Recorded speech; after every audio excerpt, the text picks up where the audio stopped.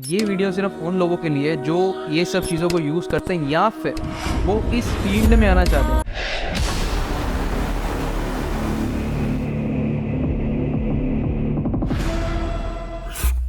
Hey guys, we are back with another video. So आज हमारा topic हम बात करने वाले हैं injectable steroids and oral steroids में क्या फ़र्क होता है। बहुत लोग पूछते हैं क्या जो आप ट्रांसफॉर्मेशन करवाते हैं, ये बेस्ड ट्रांसफॉर्मेशन से आप इंस्टाग्राम पे जाके सारी चेक कर सकते हैं। अगर आप भी एनरोल करना चाहते हैं, ऐसी ट्रांसफॉर्मेशन करना चाहते हैं तो इंस्टा पे मैसेज कीजिए, सारी बातचीत करेंगे।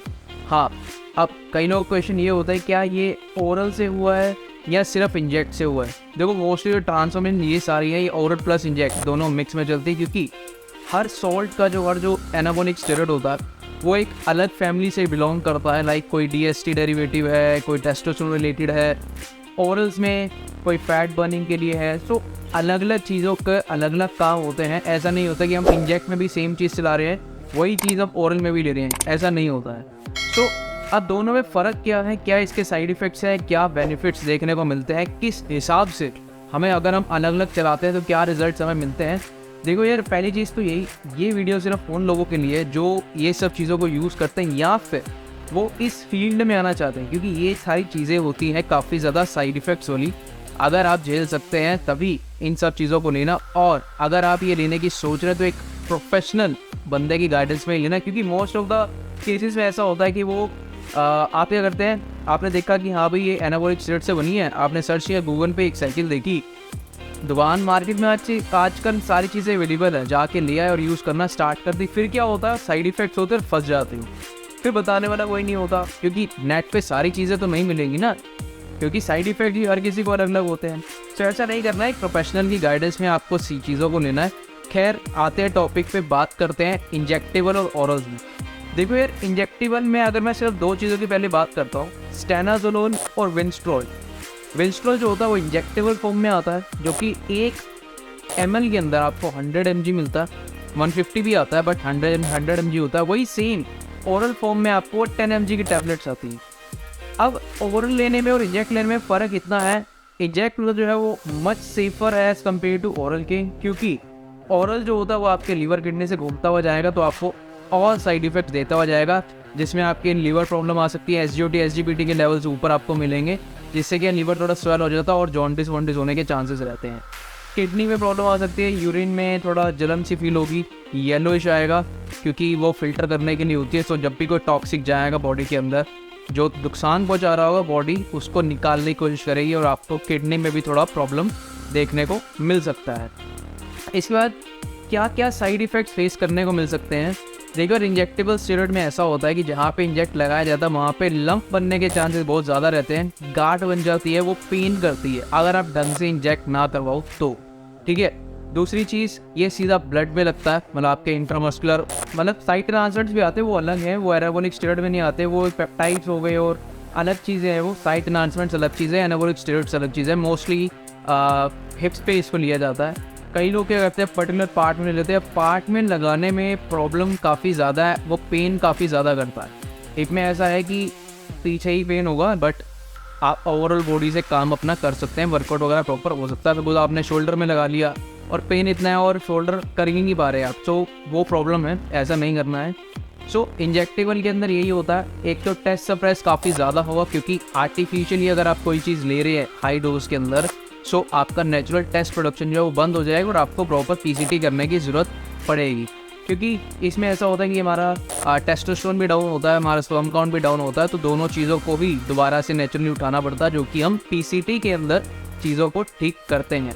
ओरल में सेम चीज़ की बात करें तो ओरल के अंदर हमें सेम चीज़ों की, तो हम इंजेक्ट में टेस्टोस्टेरोन को यूज़ कर रहे हैं, बट ओरल के अंदर टेस्टोस्टेरोन ऐसे नहीं आता है, बट उसकी डोज बहुत ही कम होती है।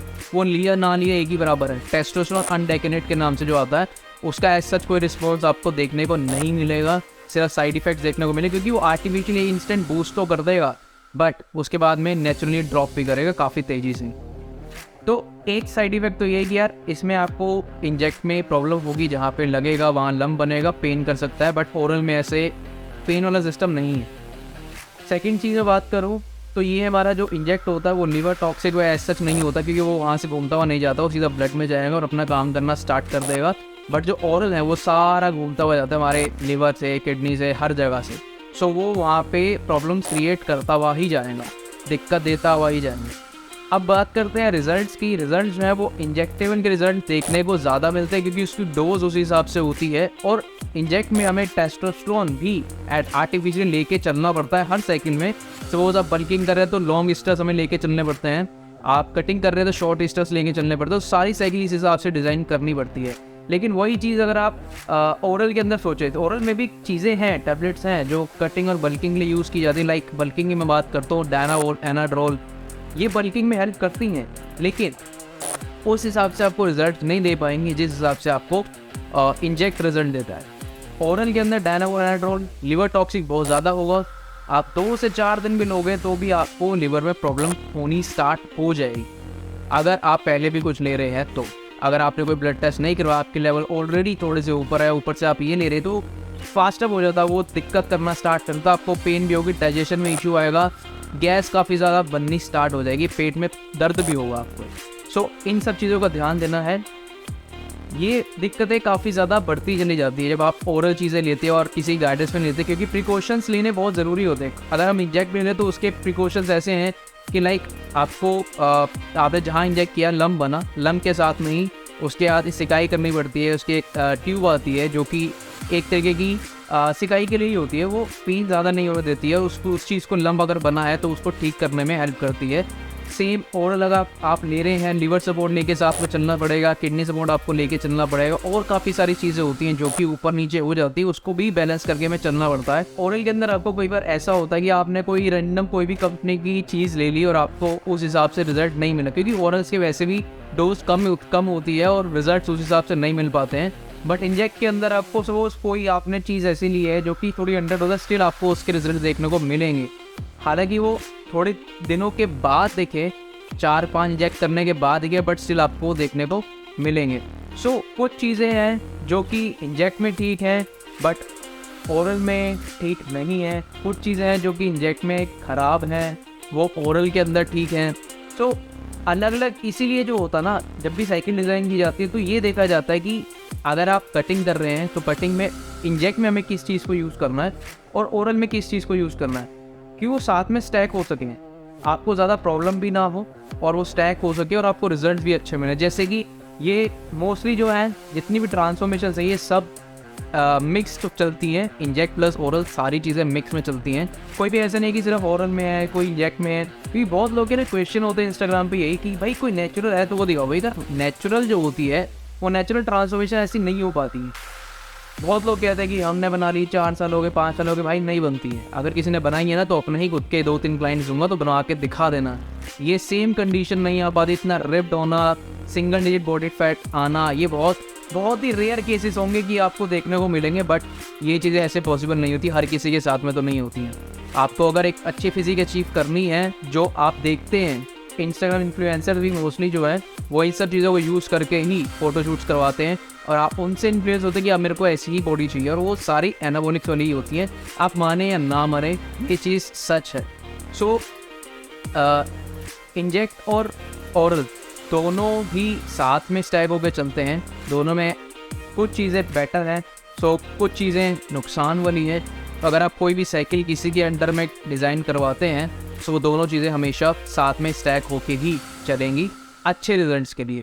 सो यार अगर आपका कोई और भी टॉपिक है आप नीचे कमेंट कर सकते हैं, उसके ऊपर भी नेक्स्ट वीडियो में बना दूंगा। तो यही था इंजेक्टेबल और ओरल स्टेरॉइड में फ़र्क क्या क्या होता है, किसके बेनिफिट्स और किसके साइड इफ़ेक्ट्स हैं। और दूसरी चीज़ यार, आप जब भी कोई भी साइकिल ऐसे डिज़ाइन करें या साइकिल चलाने की सोचें, अपनी एक्सपेक्टेशंस को इतना ज़्यादा हाई मत करके बैठना कि आप ये साइकिल के अंदर तो मेरी बॉडी बन ही जाएगी। ऐसा नहीं होता है। एक साइकिल में एक लिमिट तक ही रिजल्ट्स मिल पाते हैं। अगर आप बहुत ज़्यादा फैटी हैं, आप साइकिल चला रहे हैं कटेंगी, आप ये सोचें कि अब तो हो जाएगा, नहीं। एक साइकिल में आपका कुछ % तक फैट जो है वो कटेगा, उसके बाद में फिर से आप दोबारा चलाएंगे, फिर और आपको रिजल्ट्स मिलेंगे। कभी भी एक साइकिल में इतने ज़्यादा रिजल्ट्स नहीं मिलते हैं। ये सब चीज़ें डिपेंड करती है करंट बॉडी कंडीशन क्या है आपकी, उसके ऊपर। सपोज आपकी बॉडी ऑलरेडी थोड़ी बनी हुई है, आप अच्छे दिख रहे हैं और उसमें साइकिल चला रहे हैं, कि बॉडी में जो रिजल्ट्स आएंगे वो उसी हिसाब से आएंगे। अगर आपकी बॉडी कंडीशन ख़राब है और फिर आप इंस्टेंटली साइकिल चला रहे हैं तो आपको रिजल्ट्स उस हिसाब से देखेंगे। सो यार अपनी माइंडसेट को पहले ही ठीक करके चलना, इतनी ज़्यादा ओवर एक्सपेक्टेशन मत करना अगर आप साइकिल चला रहे हैं तो। सो अगर आपका कोई और टॉपिक है आप नीचे कमेंट कीजिए, और अगर किसी को ट्रांसफॉर्मेशन करनी हो आप इंस्टाग्राम चेक कीजिए, सारी ट्रांसफॉर्मेशन देखिए और मैसेज कीजिए। बात करते हैं, स्टार्ट करते हैं आपकी ट्रांसफॉर्मेशन। बाय।